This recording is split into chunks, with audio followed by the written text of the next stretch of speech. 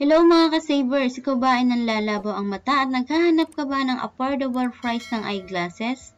Tara at sasamahan kita dito sa Modern Optics at talaga namang makikita mo.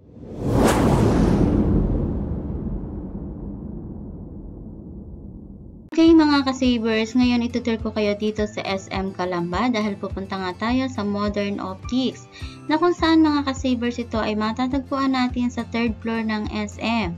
Pag akyat mo ng 3rd floor sa may Sangyapsul, kakanan ka, makikita mo yung Manila Hearing Aid.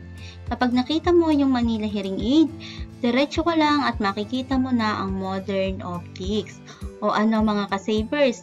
Okay, tara mga ka-savers at ipapasok kita dito sa Modern Optics. Okay mga ka-savers, alam nyo ba na ang October is sales month or promo ng Modern Optics kasi anniversary po nila.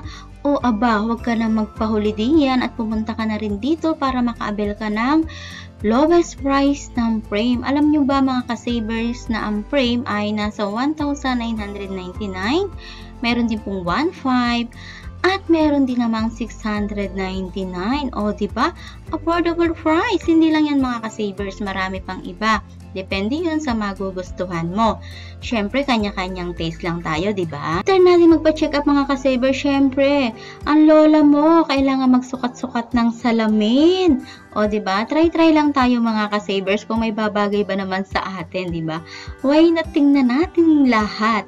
O, kaya naman nagsukat ako ng salamin natin mga ka-savers habang si Dr. ay busy sa kanyang ginagawa sa result ng check-up ko. After mong ma-check up ang mata mga ka-savers at kailangan mo ng Opta dahil mismo mata mo ang may problema, available din po dito mga ka-savers. Hindi ka lalayo dahil meron tayo ditong 2 room na kung saan ay andito po mismo yung mag-check up. O diba, hindi na malayo.